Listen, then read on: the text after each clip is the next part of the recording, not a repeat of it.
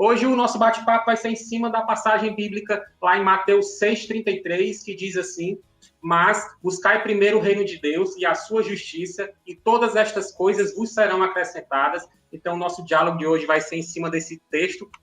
Então, participe com a gente. Eu lembro os irmãos que as quartas-feiras é bem interativa a nossa programação. Você pode colocar aí sua opinião, sua pergunta para os nossos pastores aí no chat. Na medida do possível, os nossos queridos pastores que já estão aqui com a gente, Mano Góes e João Paulo Quintela, vai estar aqui respondendo a todos vocês. Então, meu boa noite também aos nossos pastores. Sejam bem-vindos mais uma vez, Mano Góes e João Paulo Quintela.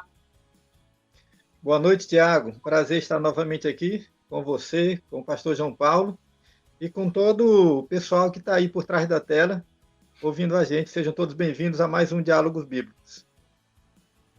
Boa noite, Tiagão. Boa noite, pastor Mano Góes, e a todos que nos acompanham, né? Compartilha, né, Tiago? A gente sempre costuma pedir aí, compartilha com o pessoal da sua igreja, nos grupos de WhatsApp, no Facebook, onde você estiver aí, para o maior número de pessoas se achegar e juntar-se aqui a essa mesa online, né? Essa mesa digital, esse debate aqui que a gente vai falar sobre Mateus capítulo 6, verso 33.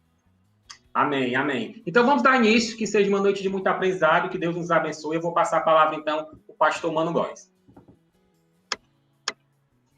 Ok, vamos fazer assim. Eu vou fazer uma leitura do texto mais completo, que está inserido o verso 33 especificamente, e depois passo para o pastor João Paulo, ele vai fazer essa introdução, colocando aí uns elementos que vai assim nortear o nosso diálogo desta noite, ok?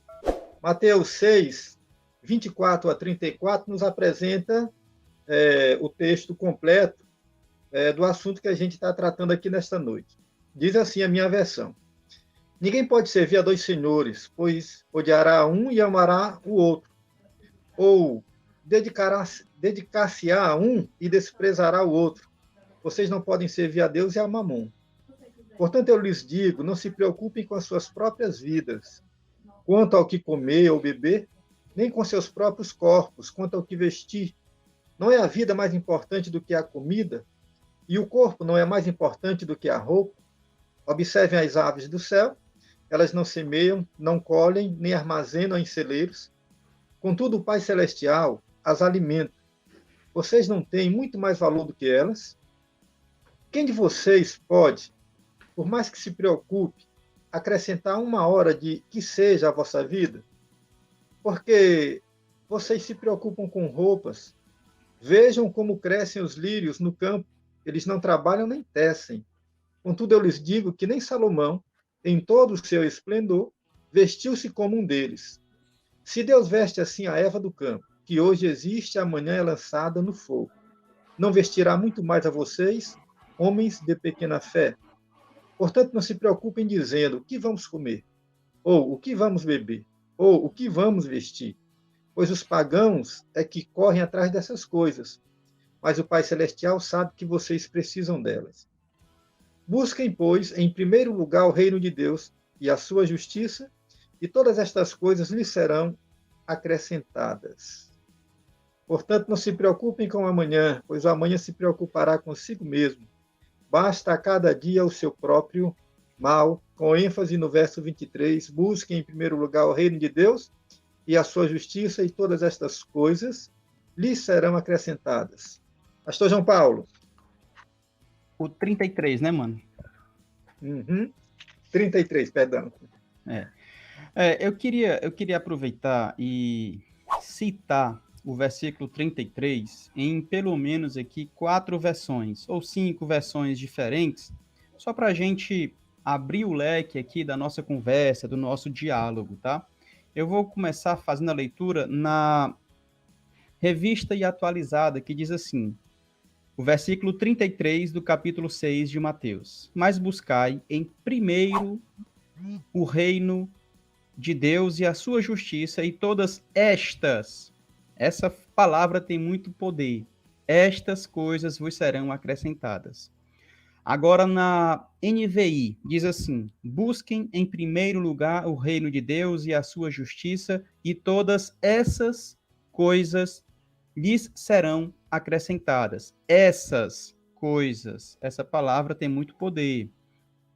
Agora, na Corrigida Fiel, diz assim: buscai, pois, em primeiro lugar o seu reino e a sua justiça, e todas estas coisas vos serão acrescentadas. Estas coisas, essa palavra tem muito poder. Agora, na NVT, nova versão transformadora, diz assim: busquem, pois, em primeiro lugar o reino de Deus e a sua justiça, e todas essas coisas vos serão acrescentadas. Esta palavra, essas, tem muito poder, faz muita diferença. Deixa eu ver aqui na versão A Mensagem, diz assim, ó, mas buscai primeiro o seu reino e a sua justiça, e todas estas coisas vos serão acrescentadas. Por que que eu trago muito essa percepção nesta simples frase, ou nessa simples palavra, estas ou essas? Porque quando as pessoas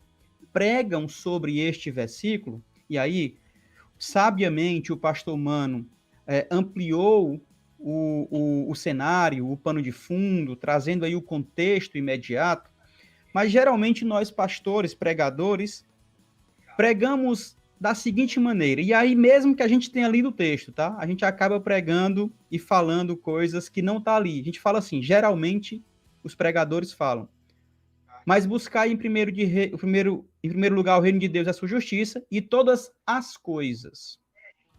Ou muitos falam assim, muda um pouquinho, falando, e as demais coisas vos serão acrescentadas, dando a ideia de que todas as coisas, ou e as demais coisas, se tão somente eu buscar o reino de Deus, vão me acrescentar, ou vão chegar até mim, dando a ideia de que todas as coisas mesmo, os meus sonhos, os meus ideais, as minhas conquistas, aquilo que eu desejo.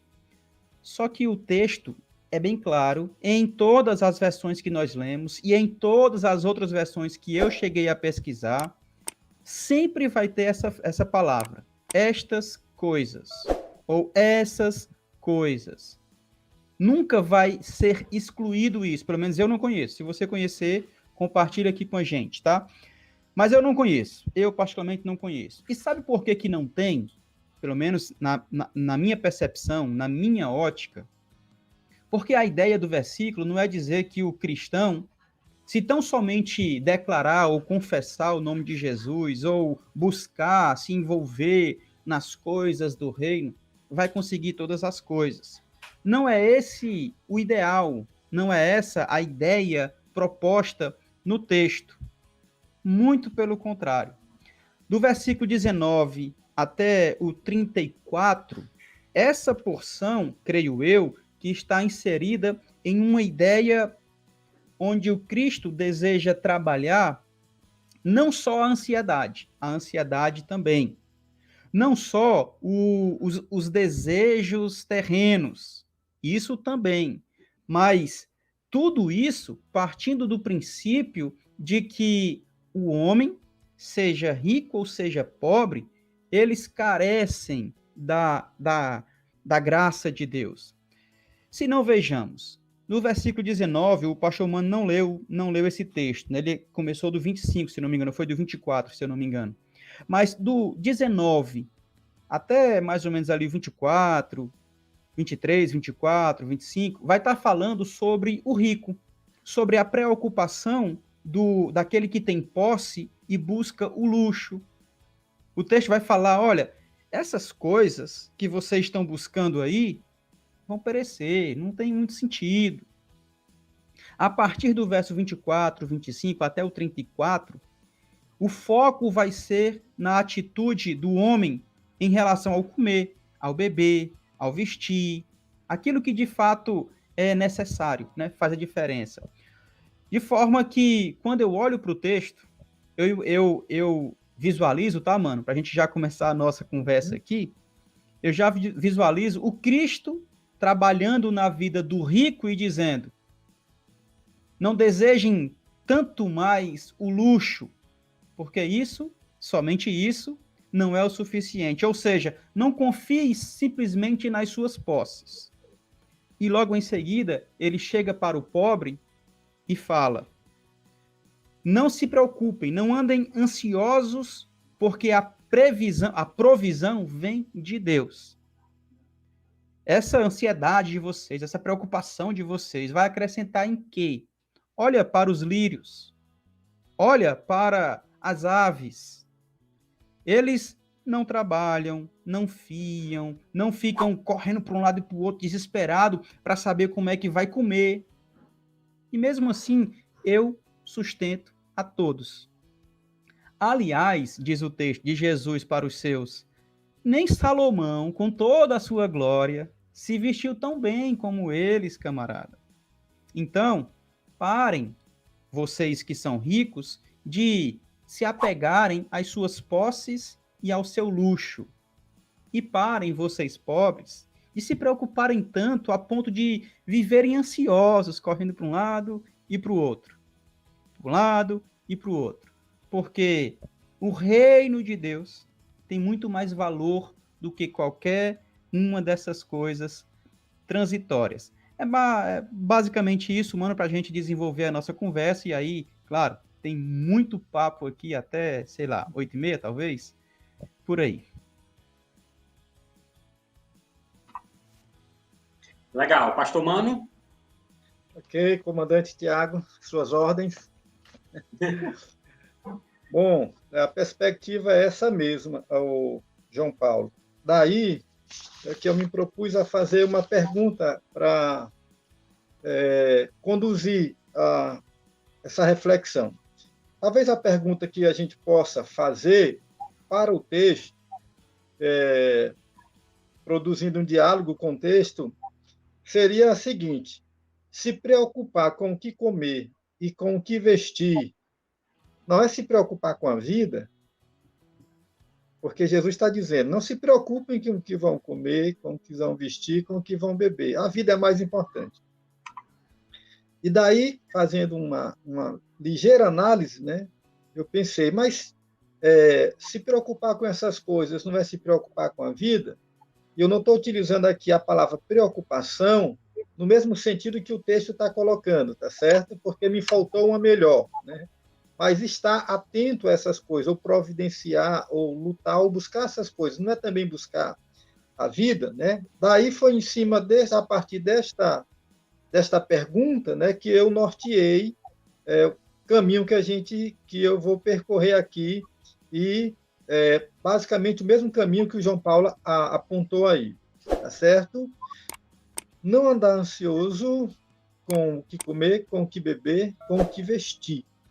Porque, de uma maneira geral, as pessoas buscam isso. E o Pai sabe que a gente tem necessidade. E Ele está providenciando. E aí, a conclusão no verso 23, busquem em primeiro lugar o reino de Deus. Essas coisas serão acrescentadas. Ao dizer isso, a gente poderia pensar exatamente isso que eu insinuei na pergunta. Então, eu não devo buscar essas coisas. Essa seria uma busca ilegítima, seria, digamos assim, carnal, né, buscar isso. Como eu devo viver, então, diante dessas necessidades humanas, de comer, de vestir, como eu lido com elas, né? Porque essa é uma pergunta muito, muito legítima, porque as pessoas fazem no seu dia a dia. Elas lidam com isso, né? E principalmente quem passa por estados de carência, sabe como é difícil, né? Não ter o que comer, não ter o que beber, não ter o que vestir, né? Coisas tão básicas da vida, né? E então essa busca, ela é isso que Jesus está dizendo, que a gente não tem que buscar isso. Foi a pergunta que eu estou focando aqui no texto, né? Daí eu vou propor o quê, né? Que não a gente não tem que entender exatamente assim, tá certo?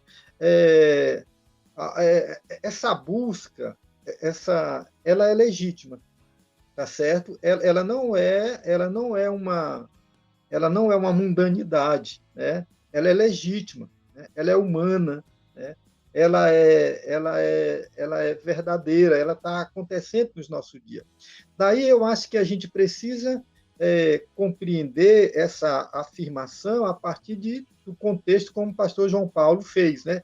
Ele buscou tudo e eu acho que isso aí foi espetacular. Exatamente esse contexto que vai clarear o nosso entendimento, tá bom?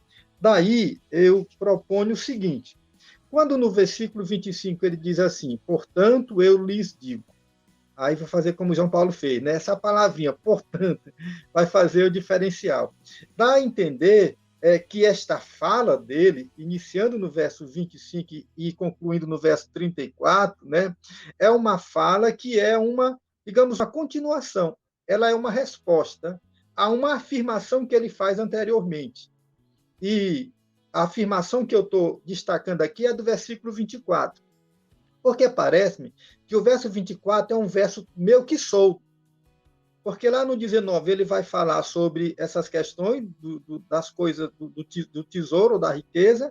Depois ele vai falar sobre preocupações de outra ordem, né? Bem diferente, e depois ele retoma essa afirmação. E a afirmação parece-me ser essa. Aqui ele está afirmando: ninguém pode servir dois senhores, porque há de odiar um e amar o outro, ou vai se dedicar a um e desprezar o outro. Vocês não podem servir a Deus e ao dinheiro. É tipo aquela afirmação que ela está respondendo o que ele falou lá atrás e ela está abrindo espaço para o que ele vai falar na frente. É uma afirmação nuclear, né? Que a partir dela você compreende o texto anterior, que o João Paulo já fez menção, e compreende o texto seguinte. Portanto, o texto seguinte vai ser uma resposta. Tanto é que ele vai utilizar, portanto, eu lhes digo. A afirmação é, vocês não podem servir a dois senhores. Portanto, eu vou dizer uma coisa para vocês. Vocês não podem, portanto, servir a Deus e a Mamon.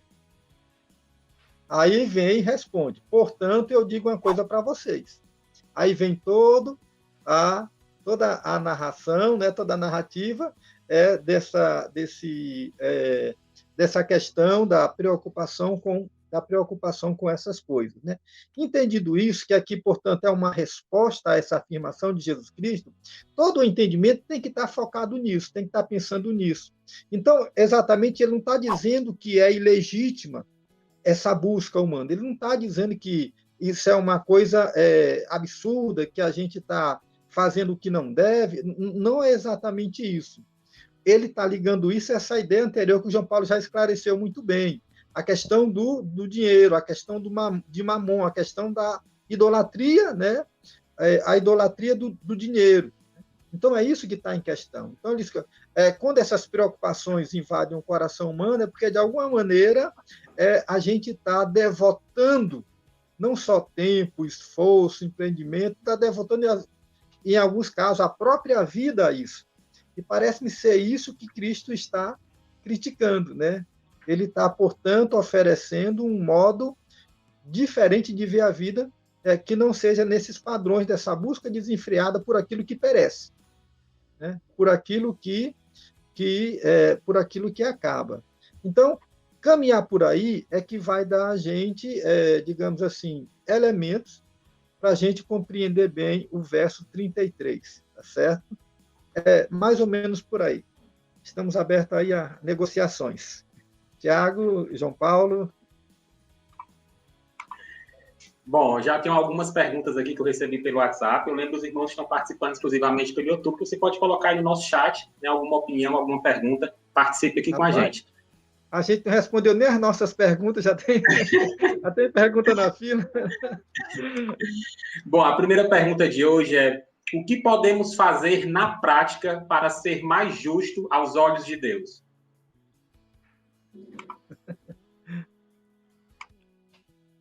É engraçado.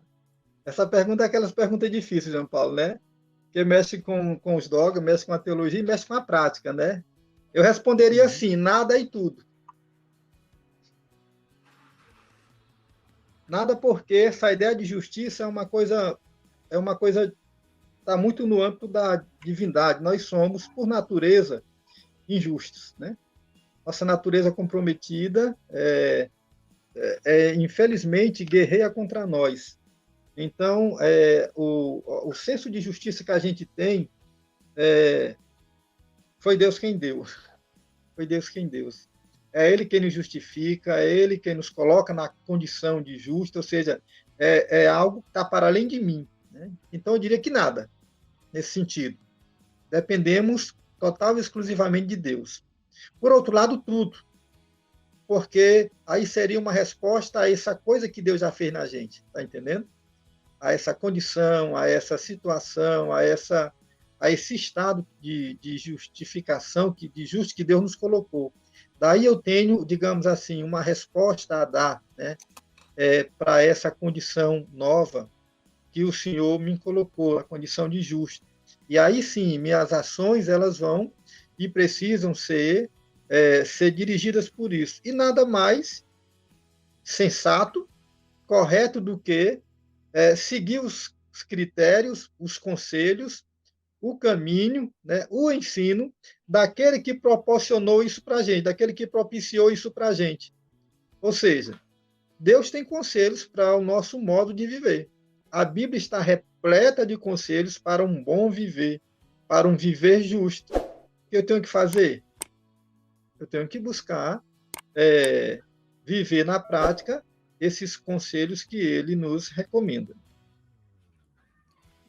É isso, eu também creio próximo a isso, tá? Porque, primeira coisa, reconhecer que nós somos injustos. Nós somos injustos, tá? A gente sempre vai tender a trazer para o nosso pensamento. Eu vou dar um exemplo aqui de um segmento que eu também participo, né? Eu sou comentarista esportivo. Aí aconteceu um episódio, há uns 3, 4 anos atrás, de um camarada na Europa. Ele fez um gol, aí ele na comemoração, ele fez um sinal repreendendo o governo X, tá? Repreendendo o governo X. E aí, no outro dia, os comentários de televisão foi todo mundo aplaudindo a atitude do cara. Legal. A pergunta é, e se o cara tivesse sido a favor a este governo? O aplauso também aconteceria porque ele se manifestou, porque esse foi o argumento. Para ser coerente, para ser justo, o aplauso deveria ser mantido caso o mesmo camarada fizesse o inverso ou um outro atleta fosse a favor do outro governo, por exemplo. Só que a questão é, isso não iria acontecer. Por quê? Porque ele só foi aplaudido porque o pensamento dele estava de acordo com o da bancada comentarista esportivo. Da mesma forma, somos nós aqui. Se alguém chegar em qualquer lugar falando sobre Cristo, se alguém chegar e decretar lá uma lei onde os evangélicos vão poder fazer culto livre em todas as praças e sei lá, a gente vai aplaudir, cara, que massa, não sei o que, é Deus, isso é justo e tal. Agora, se a lei for para os macumbeiros, os espíritas e tal, a gente vai ser contra. Não, tá errado, não vamos aplaudir esse negócio, não. Então, começa daí. Nós somos injustos. Nós temos que reconhecer que somos injustos. E ao reconhecer isso, como falou com propriedade o pastor Mano, eu reconheço que tudo que eu vier a fazer tem que ser direcionado pelo meu Deus, pela palavra de Deus, porque ali sim me dá um norte de justiça, não por mim, mas pela graça de Deus, pelo poder do Espírito Santo que me direciona a compreender essas tensões, que, como diria um pastor querido, a linha é muito tênue, é muito estreita para compreender o que é certo, o que é errado, através e à luz da Bíblia Sagrada. Legal. Boa, pastor. Bom, tenho mais uma pergunta aqui. Buscar o reino de Deus requer dedicação total? Significa um esforço intencional, sustentado e determinado de viver o agora em seu reino? Sim, intencional sempre. Agora, defina para você o que é reino de Deus? Porque muitas pessoas, e aí é onde eu entre aspas, né, critico, porque não é uma crítica pela crítica, a gente não está aqui para criticar ninguém, só para orientar mesmo. O que é reino de Deus? Reino de Deus é estar na igreja? Reino de Deus é fazer uma campanha evangelística? Reino de Deus é se batizar e participar de uma sala de discipulado? O que é reino de Deus? Eu tenho dificuldade. Eu tenho dificuldade de separar o meu lar da igreja. Na igreja, no altar, é mais santo do que a minha casa, do que a minha cama. No meu trabalho, na minha aula, aqui é secular, mas no púlpito ali é algo. Não, para mim, tudo é reino de Deus. O reino de Deus não é geográfico, não é territorial, não é um espaço.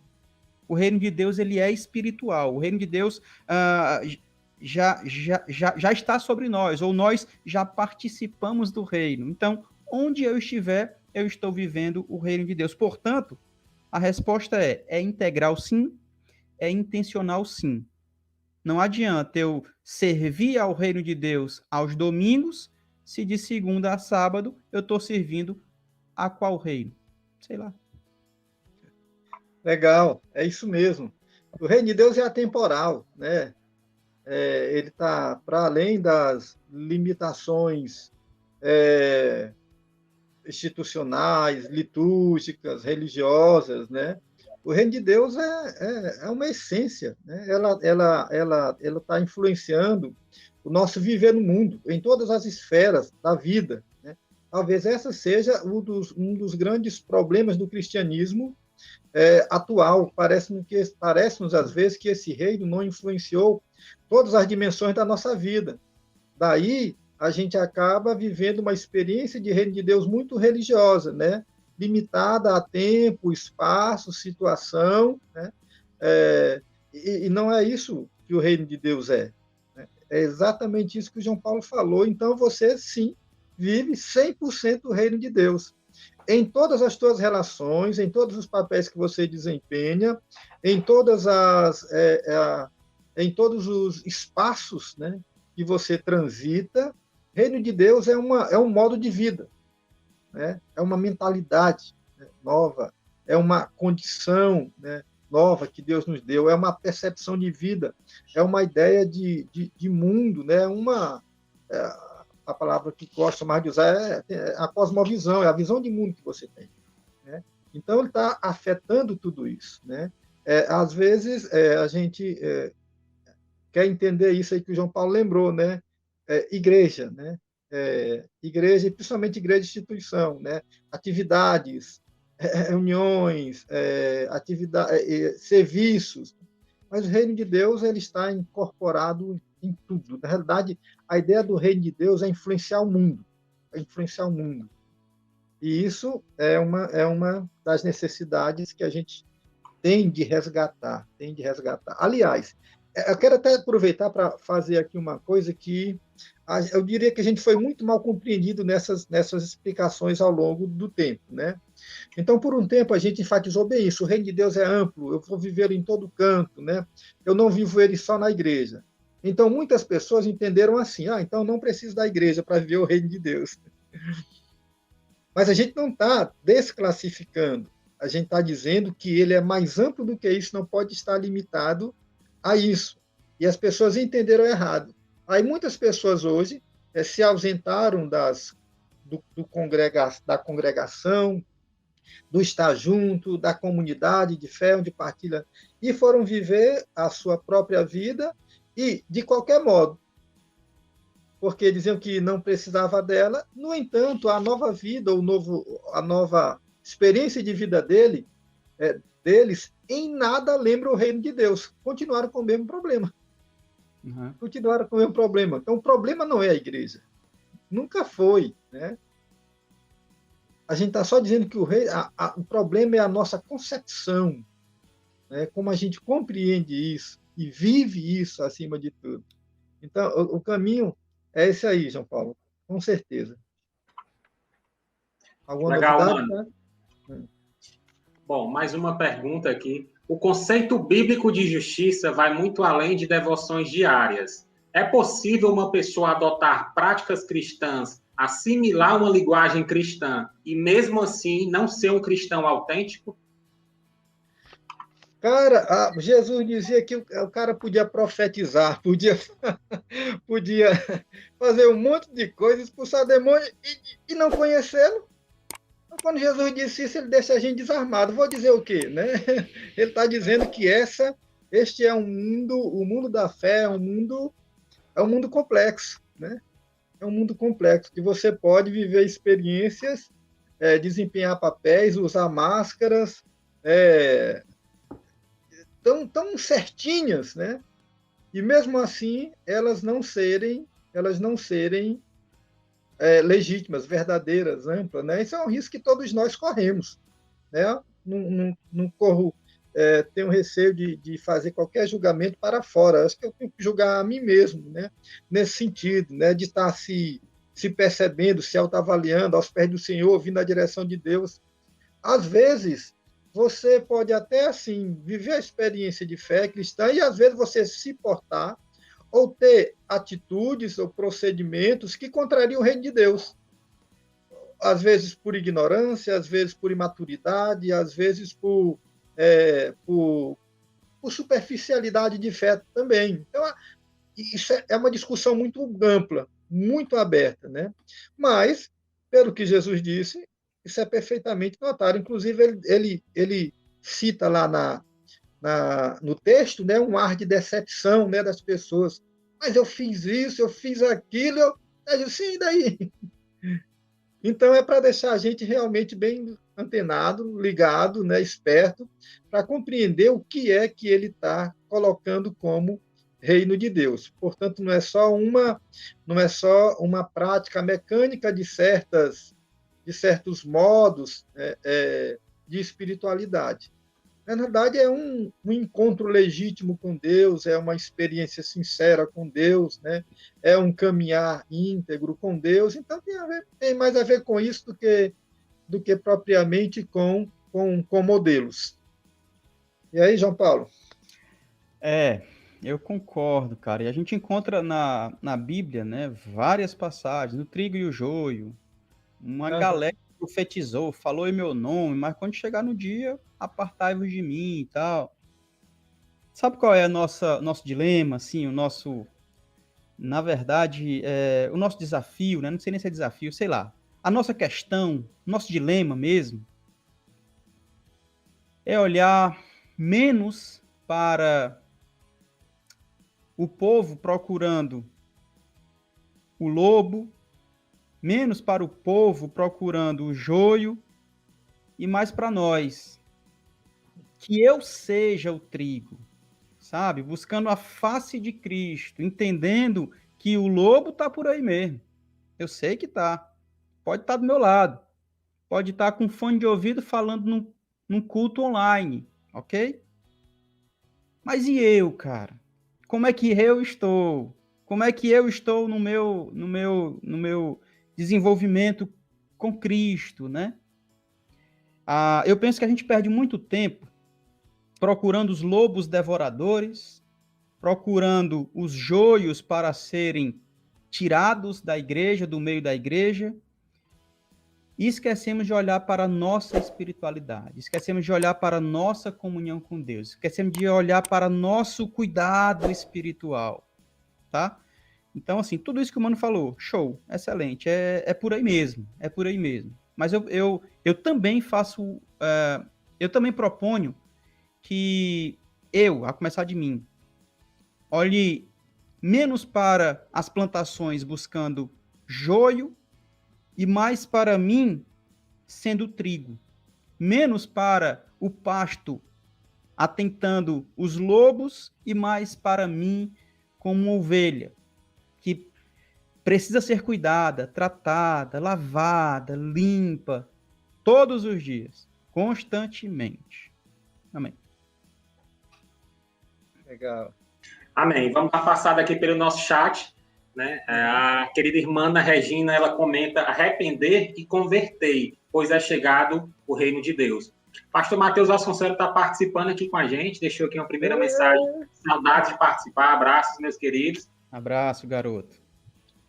Comentou também, aproveitando o intervalo aqui, qual o conceito de reino que está sendo assumido? O reino é uma realidade física?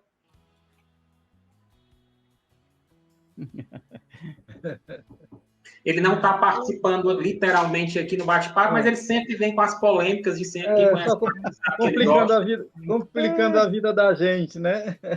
Sim e não. Sim, não. A resposta é perfeita. Vai, mano. Não, é isso mesmo. Sim, não. O já e o ainda não, né? O agora e o por vir. O reino de Deus é desses conceitos que, como eu falei, é atemporal, né? Ele abarca as dimensões, todas as dimensões da realidade da existência humana, né? Ela acolhe o indivíduo marginalizado, né? O indivíduo empobrecido, isso são coisas, fatos reais, físicos, a pobreza a gente vê, né? A miséria a gente vê, né? Mas também fala de alma, fala de coração, né? Também remete-nos à espiritualidade. Então, o reino de Deus é bem amplo. Ele, sim, se personifica também. Se personifica. Quando Jesus diz lá para não lembro quem é, não sei se é Nicodemo, tu não estás longe do reino de Deus, né? Ele prevê essas coisas. Ele diz que o reino de Deus é alegria. Por mais que digam que existe uma alegria espiritual, mas de alguma maneira ela se esboça na cara da gente, né? Alegria, é paz, né? Então, é justiça. O reino de Deus, você vive ele, né? Você está, ele tem a ver com a nossa esperança futura, mas tem a ver com agora, com as ações de agora. Então, o reino de Deus essas coisas. Por isso, talvez a Bíblia utilize tantas metáforas para o reino de Deus. Já percebeu? É enorme o número de metáforas que o Novo Testamento vai utilizar para reino de Deus. É semente, é plantação, é árvore, é pescaria, é fermento, e aí vai. Uma série, né? Porque o reino de Deus abarca tudo isso, né? Então, eu sou daqueles que pensam que o reino de Deus começa aqui e agora e transpõe a eternidade, né? A eternidade. Não acredito naquela ideia como, por exemplo, o cristianismo católico, né? Desenvolveu na Idade Média, né? De que seria um reino geográfico, né? Seria uma posse geográfica, né? Dos povos, das culturas, dos espaços, né? De uma maneira com a visão equivocada, ou seja, era somente isso. E não é isso que a gente está dizendo. A gente está dizendo que ele se reflete nas coisas, nas ações agora, né? Que nós realizamos nas nossas atividades, nos nossos serviços, né? Mas que de fato ele é um reino do Espírito, né? Por isso a Bíblia diz que ele não está aqui, não está acolá. Mas você percebe ele aqui, percebe acolá, mas não está. Então, é um reinado. Vamos tentar usar a palavra reinado, que talvez simbolize melhor. É um reinado de Deus. Então, as pessoas vão ver esse reinado acontecendo na existência dos homens, né? Nas propostas de justiça que as comunidades cristãs podem oferecer, né? As pessoas vão ver esse reino tem expressão. Ele não é físico nesse sentido de ser de ser uma geografia, de ser um tempo, pronto, é aqui, o reino de Deus é aqui. Daqui para cá você pode entrar que é reino, daqui para lá não é. Não é nesse sentido, né? Mas ele se torna visível. Ele se torna visível. Mas lógico que essa é uma compreensão, é uma condição que está para além do físico, né? O reino é tal para o seu rei, né? O reino é tal para o seu rei. e aí você entende que Deus é físico, é geográfico, tal é o reino desse Deus que você crê, que você entende. Um abraço, Eneida, um abraço. Matheus, você faz falta aqui, viu, Matheus? Pastor Matheus Vasconcelos, você faz falta por aqui, cara. Abraço, Nara Lígia também. Quando ele voltar, a gente vai deixar ele um mês aqui sozinho com o Tiago. Aí o Thiago não tem direito a férias, não? Ficou muito claro, né? Ainda bem que vocês compreenderam, né? A informação dada. Aí depois tu volta, João Paulo, a gente dá férias pro Tiago. Pronto, tá certo. Bom, o Matheus, ele complementou dizendo verdade, né? A Ana Regina disse isso, concordo plenamente, pastor. Cada um dará conta de si mesmo. A irmã Ineida, antes da rodada anterior, ela comentou, deixa eu pegar aqui novamente, boa, JP, olhar mais para a cruz, Cristo. Eu tenho mais uma pergunta aqui que eu recebi por WhatsApp, uma pergunta parecida com uma que já saiu no início da nossa programação. Quais são as mudanças que precisamos fazer em nosso comportamento e até em nossa visão de mundo para ter uma vida mais agradável a Deus?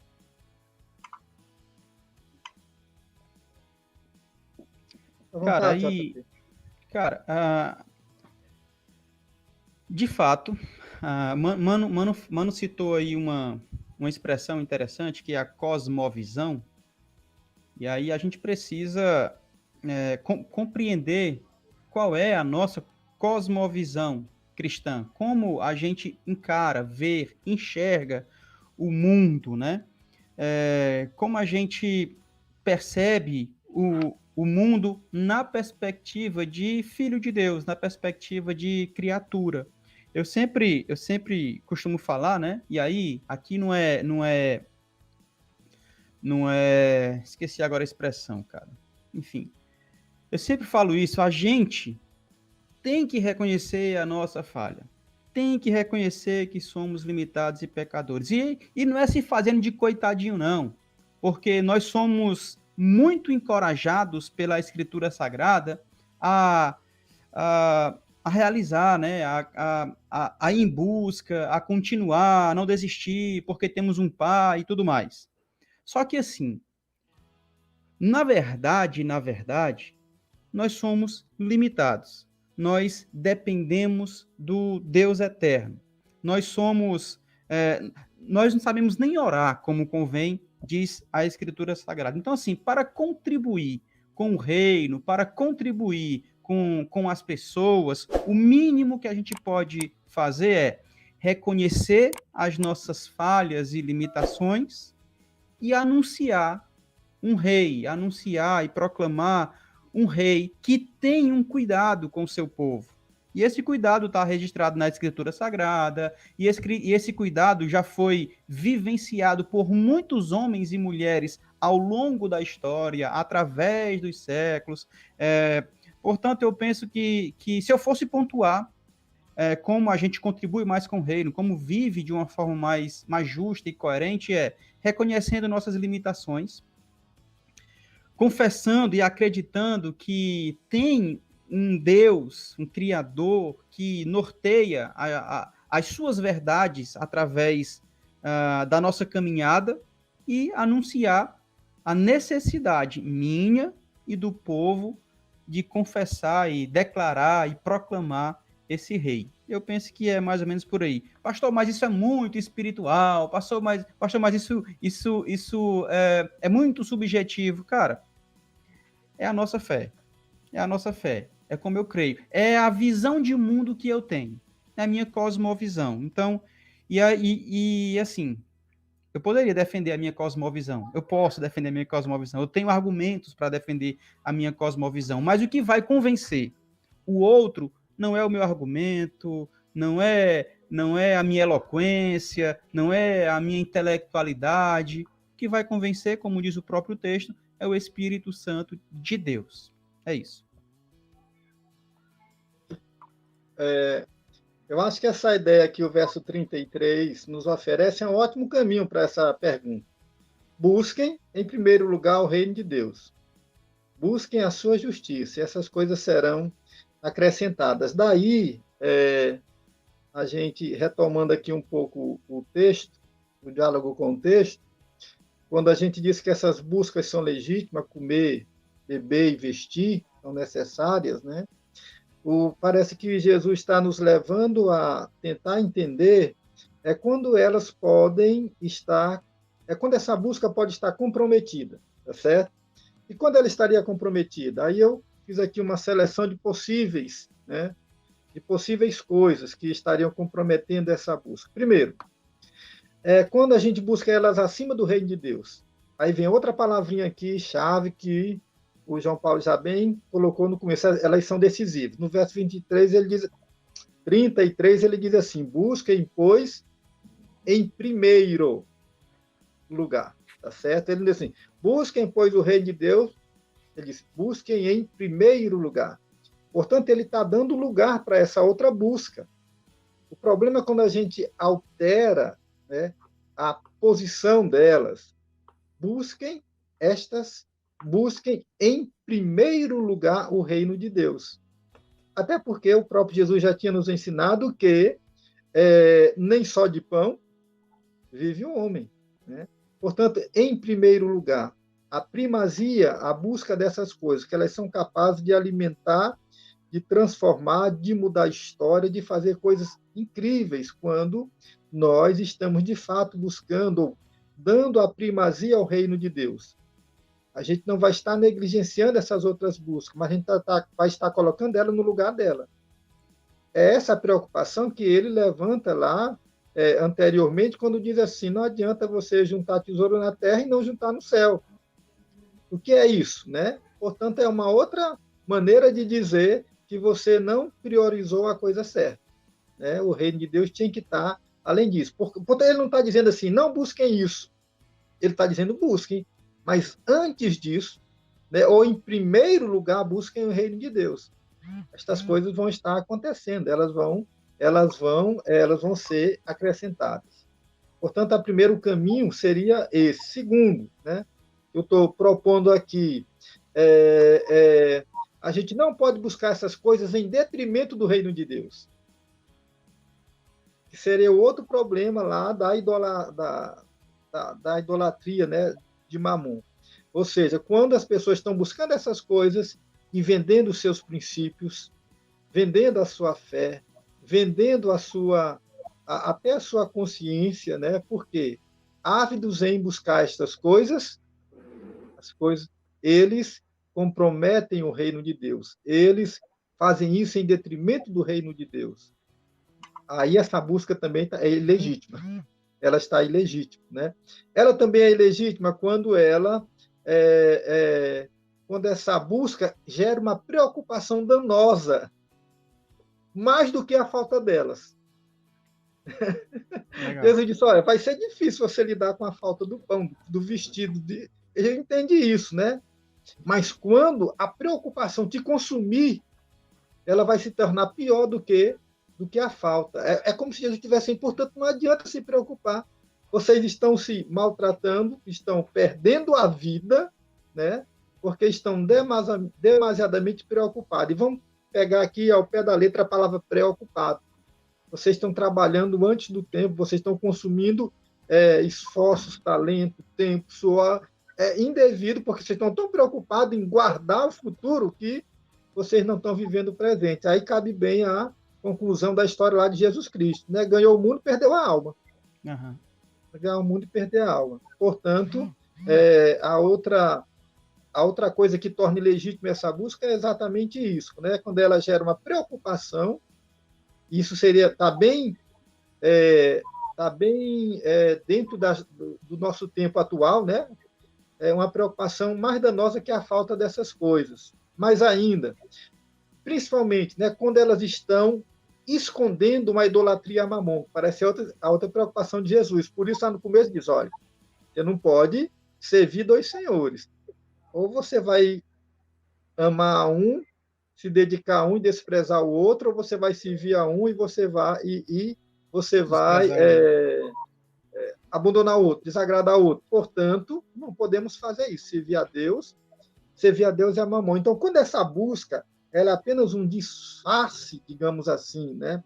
Ela é apenas uma máscara, ela está escondendo a idolatria a Mamon, de fato, que está no nosso coração querer a qualquer custo conseguir viver, prosperar, esquecendo-se do reino. Então, isso é uma preocupação. Caio, o que é que está no teu coração? Por isso, a historinha também lá de Jesus retomando de novo, né? Onde está o teu tesouro, e aí onde está o teu coração. Toda a vida eu troco. O irmão Francisco me ajuda a organizar. Não, mano, é o contrário. Então, mas assim, tá ligado. Coração e tesouro estão caminhando junto. E isso, normalmente, é um sinal, né, de idolatria, né? Quando a gente está seguindo o mesmo curso das pessoas sem conhecimento de Deus. Que, por exemplo, ele diz mesmo assim lá no versículo, deixa eu ver aqui, quando ele diz assim, essas coisas é que os gentios procuram, né? Versículo 32, são os gentios que correm atrás dessas coisas. E aí é até uma afirmação bem judaica, né? Os gentios, né? Que alguém traduziu aqui os pagãos. Não é a mesma coisa, não tem o mesmo sentido, né? Mas, de qualquer maneira, eu estou dando aqui uma outra ideia, né? Que seria as pessoas que não têm o conhecimento de Deus, vivem nessa busca desenfreada, porque é aquilo que dá sentido a elas, né? Que as põe em movimento, que está fazendo levantar todo dia de manhã. E Jesus está dizendo, calma, a vida não é só isso. Então, quando a gente está seguindo o mesmo curso das pessoas que não têm esperança, que não têm um sentido maior para a vida, né, a gente também tornou essa busca ilegítima, né? E, por fim, né, quando ela está também apenas encobrindo a nossa descrença na providência divina, que é o que Jesus está insistindo, vocês têm pouca fé, olhem para os lírios do campo, olhem para os pássaros, né? E o João Paulo já falou disso, não vou repetir, né? Mas ele também está apontando para isso. O que é isso? Essa busca é só uma sinalização do quanto nós somos descrentes na providência divina, do quanto nós confiamos em nós mesmos, do quanto nós apostamos em nós mesmos e não na graciosa providência do Senhor. Isso também tornaria essa busca ilegítima, né? E aí seria caminhos a percorrer para a gente estar pensando e se autoavaliando, não é avaliando ninguém. João Paulo disse muito bem, e acho que essa é a ideia, né? É fazermos essa autoavaliação. Jesus está falando aqui com os discípulos e conduzindo isso para eles mesmos. Tipo assim, reflitam sobre isso, pensem sobre isso, façam disso uma reflexão diária, né? E isso vai produzir um discípulo verdadeiro. Bom, pastor. Bom, temos alguns comentários e uma pergunta aqui. Deixa eu ler logo os comentários antes de mudar de assunto, né? O pastor Raimundo, ele comenta, acho que muitas vezes desejamos uma receita que nos garanta um serviço ideal para Deus, e isso é muito ruim. Ele complementa dizendo, acabamos nos distanciando dos propósitos que o Espírito pode produzir na vida de cada um através de nossas experiências pessoais com Deus. Deixa eu pegar uma... Tiago, deixa eu só pegar uma caroninha aí. Cara, isso é legal. Ó. Cristianismo é relacionamento com Deus, cara. Tem a ver com isso. Não tem um manual. Não tem. A gente criou essa ideia de, não, a Bíblia é um manual. Não tem manual para seguir a Deus. É coisa, o Alexandre falou uma vez que eu achei muito bacana, essa ideia da fé é coisa do coração. É coisa do relacionamento. Você lembra, repetindo de novo, a oração lá do publicano, e do fariseu, o fariseu já tem o seu manualzinho ali. Eu faço isso, faço isso, faço isso. E não faço isso, não faço isso, não faço... segue o manual direitinho. E o cara lá, o que tem? Não tem manual. Seguir, ele chega, eu sou um miserável mesmo, me ajude, tenha misericórdia de mim. Aí, alcançou o coração de Deus. Jesus disse, cara, esse aí entendeu tudo. O cara não disse nada, não apresentou nada, não forjou nenhuma doutrina, nenhum dogma, não tem manual. É coisa mesmo do coração. Relacionamento autêntico, natural e sincero. Exatamente. Relacionamento autêntico, natural e sincero, porque tem relacionamentos aí que são engessados, forçados, obrigados. Não, esse relacionamento aí não rola não funciona não. Legal, isso mesmo. Desculpa, João, desculpa, Tiago, pode continuar. Bom, a irmã Eneida comenta também, me parece que a preocupação por algo ocupa um espaço no coração, torna-se ídolo, ocupou espaço a escala de prioridade. Eu tenho uma Legal, pergunta. perfeito. Pronto, o irmão Rômulo Lima, ele mandou uma pergunta. Se o reino de Deus transcende religiões, então eu entendo que onde eu estiver, independente da minha crença religiosa, vou ser o reino. É assim mesmo? Repete a pergunta. Deixa eu repetir aqui novamente. Se o reino de Deus transcende religiões, então eu entendo que onde eu estiver, independente da minha crença religiosa, vou ser o reino. É isso mesmo? A gente tem, entendendo aqui o contexto, que o contexto é de relacionamento com Deus, né? Relacionamento com Deus, relacionamento com Jesus Cristo. Então, isso aí, ele de fato transcende, né? As minhas. Tipo assim, você pensa num José do Egito. Ele é um cara só, com a sua crença, com a sua fé em Deus, vivendo no povo com uma outra cultura, com a outra geografia, com uma outra religião, casado com uma mulher de uma outra crença, e ele vive a experiência de ser fiel a Deus. Isso é extraordinário. É extraordinário. Está num espaço, numa geografia, numa cultura, num tempo onde nada aponta para a sua forma de crença, a sua forma religiosa, e mesmo assim ele vive uma experiência com Deus. Eu acho isso um exemplo espetacular. Sim. Daniel, Ló, o próprio Paulo. Então, onde ele está, ele é o reino de Deus e faz a diferença como representante desse reino. Acho que é por aí mesmo. Legal. Bom, estamos caminhando para o final de mais um Diálogos Bíblicos. Eu vou estar passando, então, a palavra para os nossos pastores fazerem as suas considerações finais. Pastor Mano. Já, macho? Sério? Mano, Legal. então deixa eu fazer aqui alguns pontos rápidos aqui que eu trouxe, aí você já finaliza, boa. tá bom? Só em relação a essa ansiedade, né? Porque foi perguntado, ou pelo menos foi colocado na mesa, acho que foi pelo próprio Mano Góes, mas e aí? Então não vou atrás dessas coisas? Não é legítimo, não é justo buscar tudo isso? E o Mano já fez essa explanação, mas assim, só para a gente trazer alguns pontos a mais, por assim dizer, né? O fato de você não andar ansioso por coisa alguma, não ficar preocupado, o que comeremos, ou o que beberemos, ou ainda o que vestiremos, né?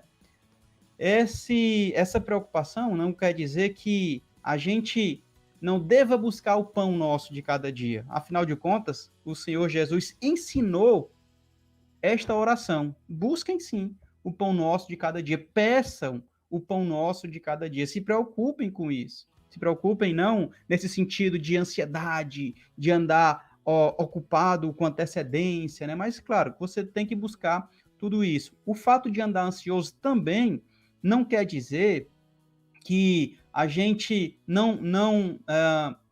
não precise buscar alguma coisa. Eu tenho que me movimentar, eu tenho que me mexer, eu tenho que fazer alguma coisa. O próprio Paulo fala lá em Filipenses, não andeis ansiosos por coisa alguma, mas ele fala também que a turma tem que se movimentar, tem que buscar, tem que, né? Além disso, a ansiedade, ela não tá tipo assim, então se eu não vou estar preocupado com o pão, se eu não for estar preocupado com o que vestir, então eu vou só esperar aqui sentado na minha redezinha amarela, lendo um livro, lendo a Bíblia, e Deus vai mandar para mim, porque eu não tenho que estar preocupado. Não, também não é isso que ele está dizendo. Muito pelo contrário. Muito pelo contrário. Nós temos que acreditar no sustento de Deus, mas nós temos que trabalhar, nós temos que fazer a nossa parte. Quer ver um exemplo? As aves, elas não estão ali correndo, batendo ponto e tal, mas elas se movimentam. Deus prepara aí as sementes, as folhas, para que ela vá trabalhar e comer. O Provérbios vai falar sobre a formiga, vai ter com a formiga, ó preguiçoso. Vai trabalhar, preste atenção, como é que funciona.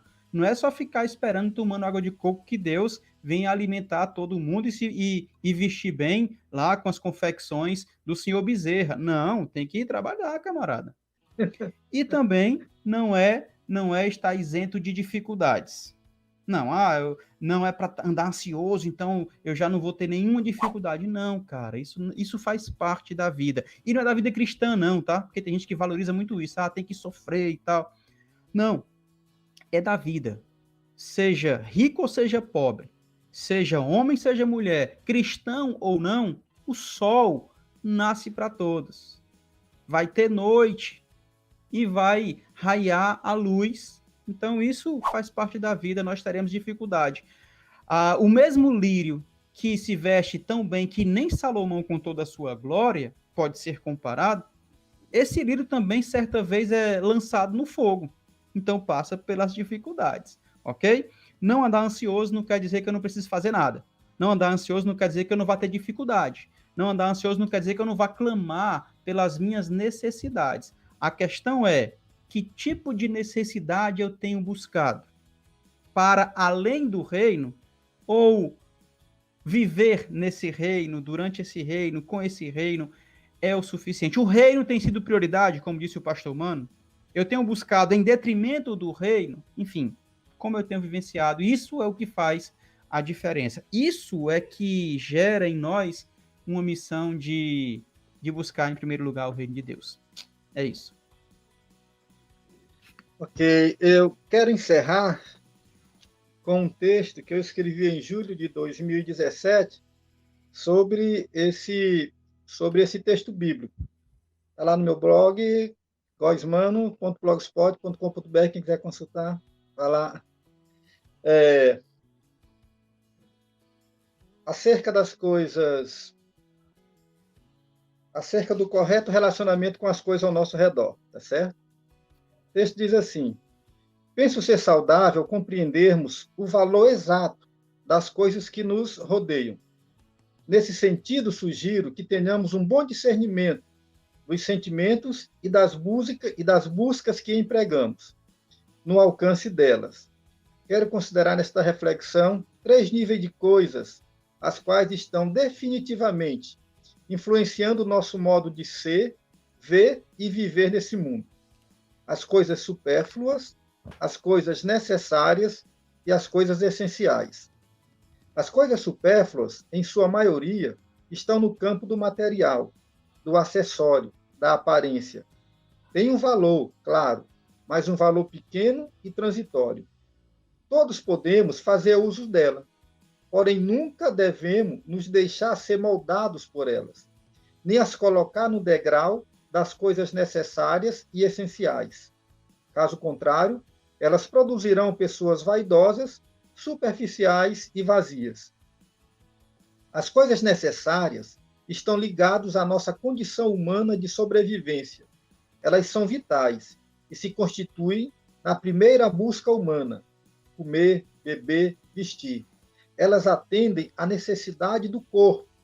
Elas não deveriam ser negadas a ninguém. As coisas essenciais, elas estão para além de toda a aparência humana. Elas dão excelência de vida a todos quanto delas se enriquecem. Elas estão no campo do intangível, no campo da ética, no campo da fé. Por isso, muito desprezada pelos empobrecidos de espírito. Mas são elas que produzem a nossa verdadeira humanidade. É para esse fim que o Evangelho nos resgatou. Quando estamos sendo afetados por essas coisas, julgue você mesmo. Para ajudá-lo, segue um exemplo bem simples. Somos capazes de nos esforçar para comprar um celular de última geração para alimentar a nossa vaidade tecnológica. E sem nenhum esforço, nos negamos a dar alguns trocados a um garoto que pede para limpar nossos para-brisa nos semáforos da nossa cidade, que muito provavelmente vai ser usado para alimentar o corpo. Já sei o que você está pensando. Pode ser só mais um drogado. Tudo bem. Drogados também comem e bebem e precisam se vestir. Pelo Evangelho, somos convocados a desprezar as coisas supérfluas, providenciar e compartilhar as coisas necessárias, entendendo que elas são acréscimos e, acima de tudo, buscar as coisas essenciais. Os discípulos de Jesus constroem o reino de Deus com o alicerce das coisas essenciais. Se estão construindo um reino de Deus sem essas coisas essenciais, posso lhes garantir, não é o reino de Deus que estão construindo, é o reino dos homens. E, sinceramente, não vejo a hora de ver os ladrões roubando, a ferrugem consumindo, a traça roendo e a bela casa da areia desmoronando, porquanto não foi construída sobre o fundamento das coisas essenciais, que são o foco do Evangelho de Jesus Cristo. Fortaleza, julho de 2017. Abraço a todos. Perfeito, pastor. Mano, diz de novo o blog, porque tu falou muito rápido, nem eu consegui anotar, imagine os irmãos. goismano.blogspot.com.br. Fiquem na paz, Deus abençoe todos vocês. Tchau, tchau. Abraços, Deus abençoe a todos. Abraço, Deus abençoe.